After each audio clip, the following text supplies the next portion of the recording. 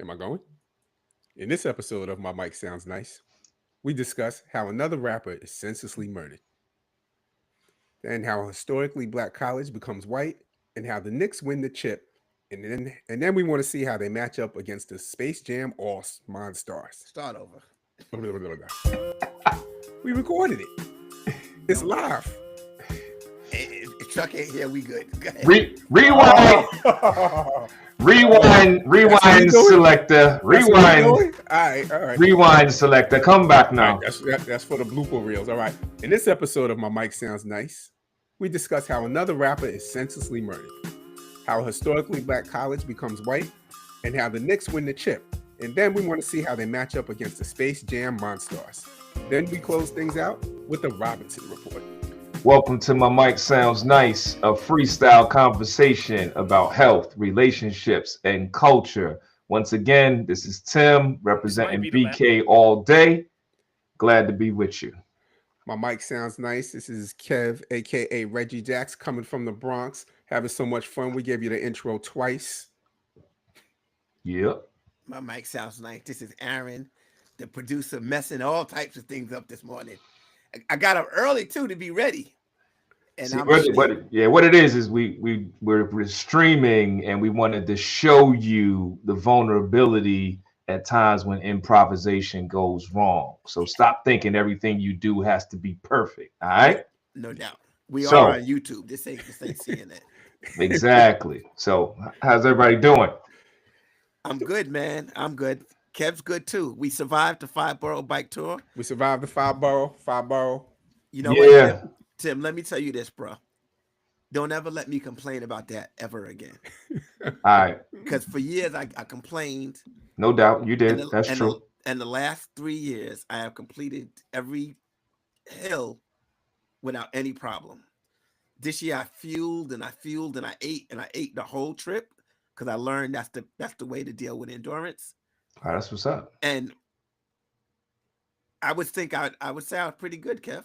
What Yeah, you no, think? it was good. Yeah, we had a good ride. We left our brother behind, which was Yeah, unfortunate. Lou got left. We had 6 people, Tim, this year. It was good. That's what's up, man. You know, speaking of hills and Kev, you was on my mind. I just got back from San Francisco.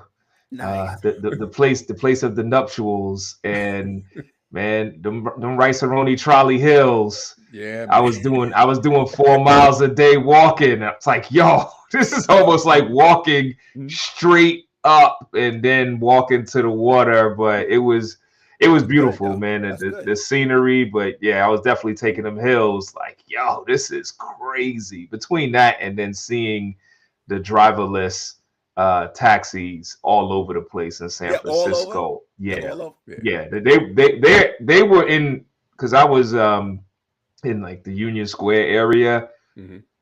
The Waymo, they were riding around like yellow cabs in the city. So let me ask you, did you get in one out of curiosity or you No. didn't bother? No, I saw people get in and get out, and that was enough for me. Yeah. One of the tried it for curiosity. I was thinking about it, but I didn't even know how to do it. I was like, Yeah. I don't have the app, and then you gotta, Oh, you got to know, sign up, put your but like, because I saw one pull up in front of the hotel. The guy opened the door, put in his bags, got in the door, got in, and then it waits, and then it gets back into the road and goes. And so I was asking one of my friends who lives out there, do they get on the highway? He wasn't sure. So I was wondering, do they Let me get on ask the you, highway? are they driving kind of slow or like normal? It felt normal. Looking at them, they seem to be normal, but they seem to definitely be paying attention. Careful, very careful. Very, very, very careful. Intentional. Not doing a cabbie speeding. I'm definitely gonna try it out when I go out there. Visiting Yeah. family. I'm gonna get in one. One Yeah. of the brothers who did the 5-borough bike tour with us lived in Oakland all his life, that area, and he moved to Boston. And Kev was asking him about the area, for retirement purposes, and he's like, "I've never seen it worse, like Well, a worse Oakland? place, Oakland, yeah. like crime wise and stuff." He's like, "I've never seen Oakland He said Oakland, right, Kev? Yeah, Not yeah, San Fran. he's in Oakland. Because I was asking, I said, you know how it's portrayed. You see the news, they always make it seem like Oakland or in San Francisco, they're hellscapes. And they do the same thing from New York. But New York is definitely not a hellscape. So I was asking, was it the same? And he was like, yeah, it's kind of accurate for Oakland. It's crazy because one thing I was just the prices, like San Francisco is expensive. Wow. Like it's, I mean, just for like a drink and like just food, like your everyday things. I'm like, how do people live here? Wow. Uh, Wow. that was something that was, and last thing I say, that definitely in different spots of California, homelessness is everywhere, Yeah. like everywhere. Yeah. And I was talking to my son about it, and he was like, Papa, I travel and go places. Like the only place that I could see things like that and it really don't phase me, it's almost part of just life, is when I'm in New York. Wow. He's like, every other place it feels a little overwhelming and disconcerting. Whereas like in New York, he's like, yo, just don't mess up my Timbs. Yeah. Yeah. And Cali's even worse because a lot of that is people displaced because of the amount of Yeah. housing rising. So Mhm. you're not just dealing with the vet that came home. You're dealing No. with I lost my house Yeah. and I'm on the street. Like in Cali, And you can go to Cali because it's great weather. and that was the one thing I was telling him. I was like, Yeah, that's Cali, true, you Kev. could pretty much be outside the majority of the year, and, Yeah. and it's nothing to see makeshift like tent communities Yeah. just on the street. Like, Yeah. and I mean, you can't be the idiot to like try to walk through them and be like they're in the wrong. Like I don't think they chose to be there. So Yeah. Yeah. but yeah. So That's but cool. glad we back for another episode. Let's get into it. Let's get Yep. into it. So we're going to start off with Philadelphia rapper LGP Qua. He adopted the moniker the Voice of the Youth. He was killed on Mother's Day in Philadelphia in the park in an attempted robbery. Another senseless killing of a rapper. Violence in our communities. I don't know. I don't even know where to begin. It's a topic that happens way too often. Yeah, I mean, you're right that, and this is one of those situations where because of who he was, is going to get a certain level of notoriety. But sadly, just even in the city of Philadelphia, he wasn't the only life that was lost to gun violence over the weekend. And it's just happening seemingly so often in just different places throughout the country.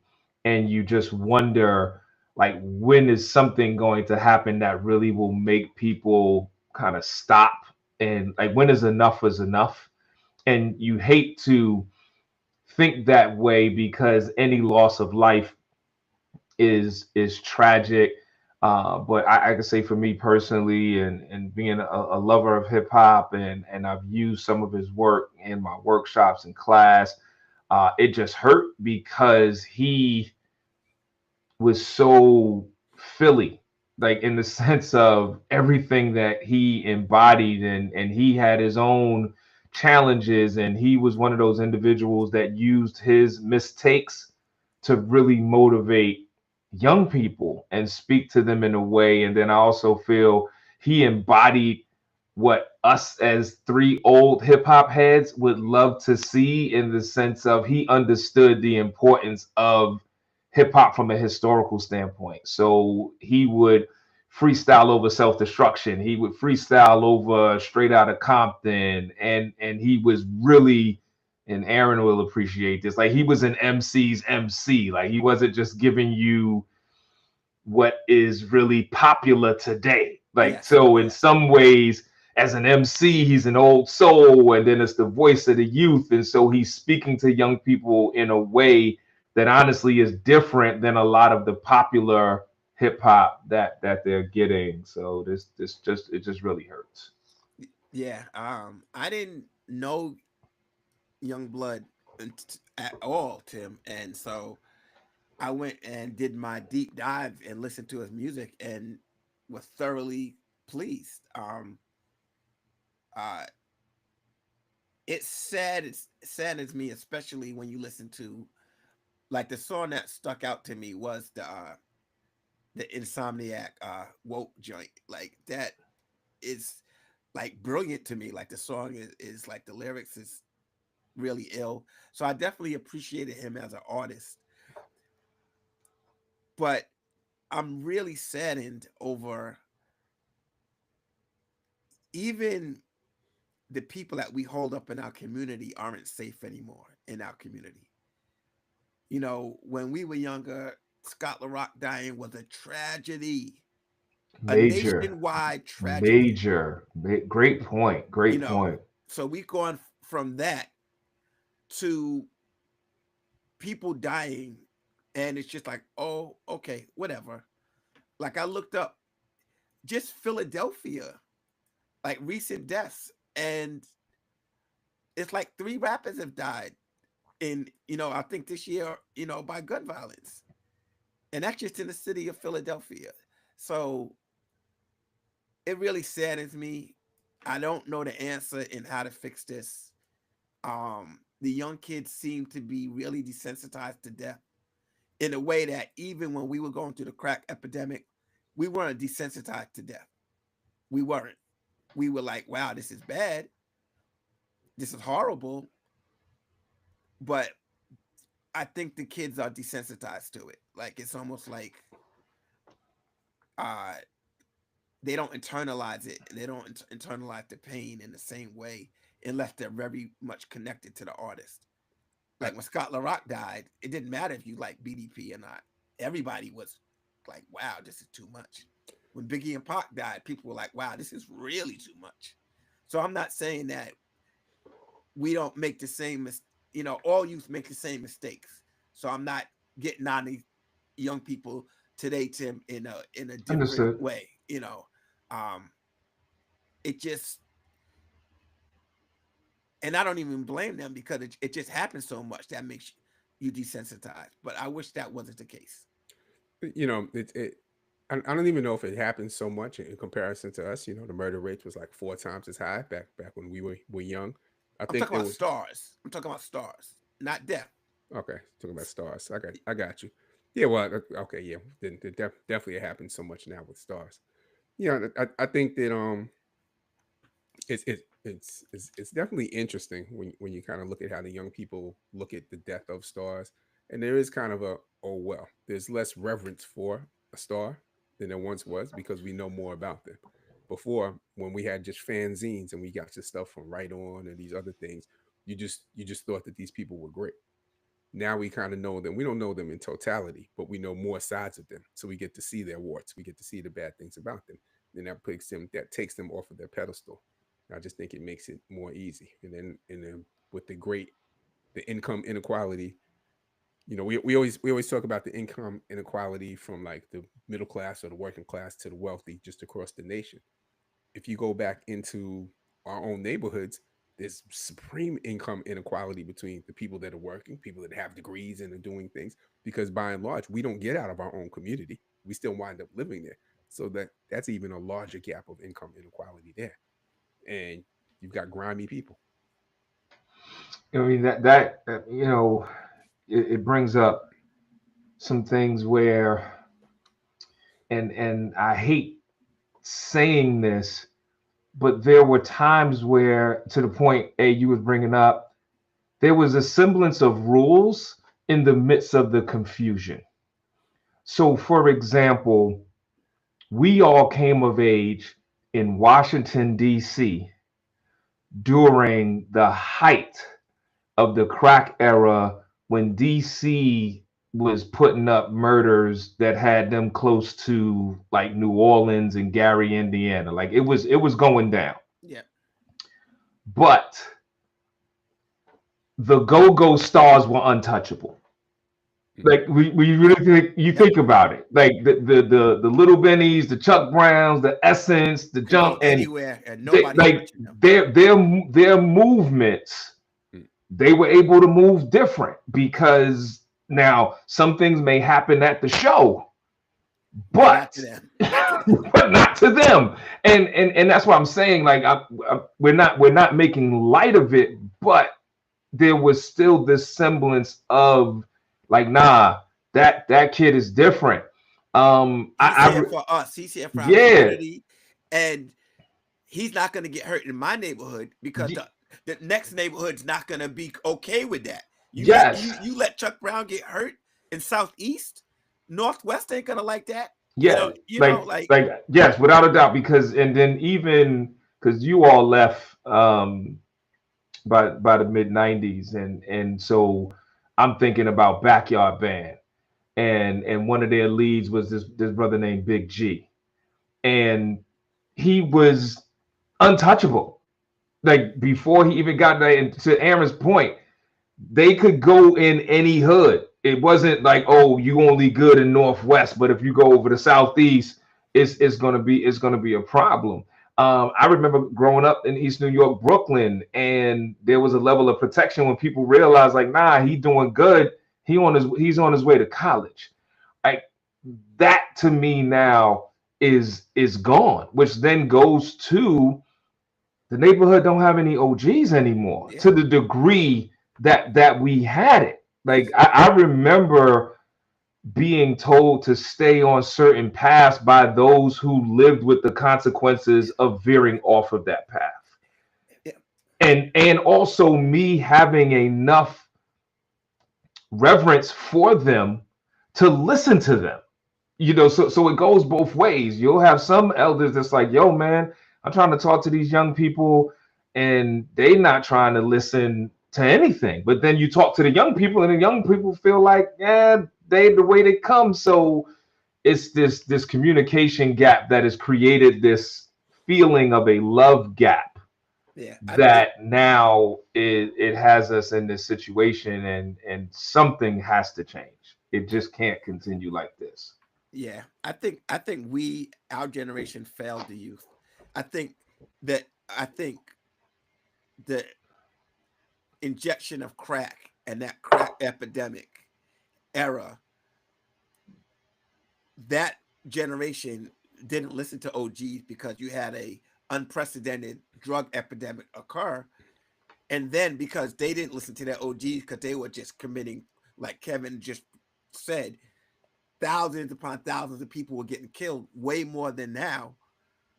Those people ended up in jail in large numbers, not in normal numbers, but in large numbers. And then from that point on, the connection to teach the youngster, hey man, take your butt off the corner. You don't belong here, or you're too young. All of that went out the window. So now the 11-year-old's outside on the corner. When we were growing up, the 11-year-old would have got sent home. You know, even a 14-year-old knew to send the 11-year-old home. Yeah. You know, as you're talking about the OGs, and also you got to remember like how some of the people that would have been the OGs were also addicted to crack. And you get a whole different level of disrespect from the community. Like there's the disrespect that a crackhead gets from the kids is just wild. Yeah. I mean, you know, you think about incarceration, gentrification, displacement, education. If we just did a study of that for the last 35 to 40 years, the way it has impacted like our communities, and you see that domino effect, because if we're Gen X, and a lot of us ended up getting addicted to crack, moving crack, mass incarceration, stop and frisk. So we are the parents to the lower millennials, and then the lower millennials are the parents to low X and even high alpha. And so you're getting the notion of community now is totally different. Like now, you may not even be able to reprimand somebody who is biologically related to you. We were in a situation where any adult on the block Yeah. could tell you why you running around when you know you should be in school, and they wouldn't have to worry about getting killed for saying that. Yeah. So I one thing I have to say is that the young brother was robbed for his chain. Now, Tim has informed me that, some things about the robbery are in question. So I'm not going to speak to what he should have done or he shouldn't have done because that's murky and we don't know the exact details. But what I do think that we have got to consider right now, since there isn't that reverence and respect, you can't go to depressed communities and actually be flossing in front of them and think that you're going to be so totally safe. so let me say this: just keep your point. But when you're saying going into depressed Or communities living in, is different than like your home. yeah. Yeah. And also maybe you shouldn't be home. Maybe if your financial situation is greater, because we've seen time and time and time rappers who want to stay home have paid for that also. And also there's this thing of keeping it real. You can serve your own your old community without having to be there. And I think that most people would like to improve their situation who are living in tough in hard times. If their situation financially improves, they leave and it's okay. It's also okay for the rapper to leave if he improves the situation. Just don't forget your community.